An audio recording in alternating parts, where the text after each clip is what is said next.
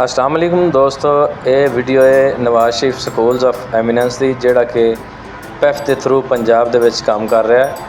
PAF Punjab हुकूमत का एक जदीद तलीमी मनसूबा है जिहड़ा पंजाब एजुकेशन फाउंडेशन NSSC के तावन नाल चलाया जा रहा है। इस मनसूबे का मकसद ये आ कि हर बच्चे नूं आला मियारी तालीम दी जाए, जदीद सहूलतां ते रोशन मुस्तकबिल के बराबर मौके मुहैया किए जान।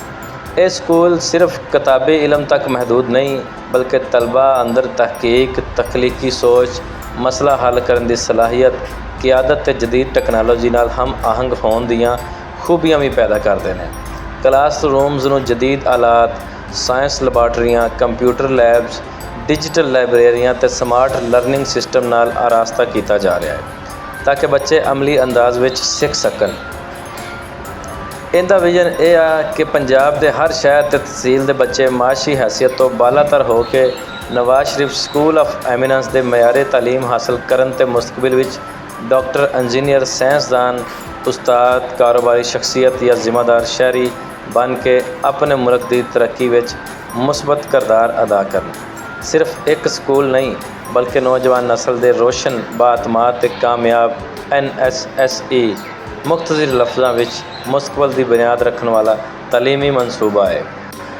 पंजाब के वज़ीर तालीम राणा सिकंदर हयात ने सूबे के तमाम तलीमी निज़ाम को बेहतर बनाने लई कई अहम इकदाम शुरू किए।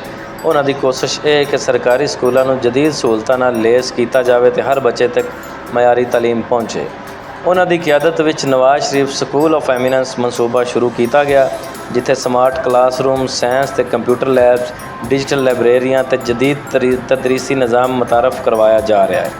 राणा सिकंदर हयात ने स्कूलों में तलबा की असल रजिस्ट्रेशन यकीनी बनाने लई नादरा दा तस्दीक शुदा निज़ाम मुतारफ़ करवाया, गैर हकीकी दाखिले ख़त्म किए, उसातिज़ा दियां ट्रांसफ़र पॉलिसियां ज़्यादा शफाफ बनाईयां। उन्होंने होनहार तलबा लई होनहार स्कॉलरशिप प्रोग्राम मुतारफ़ करवाए, जदीद स्मार्ट क्लासरूम्स, लैबार्टरियां, उसातिज़ा की तरबियत ते डिजिटल तालीम नूं भी फ़रोग दिता।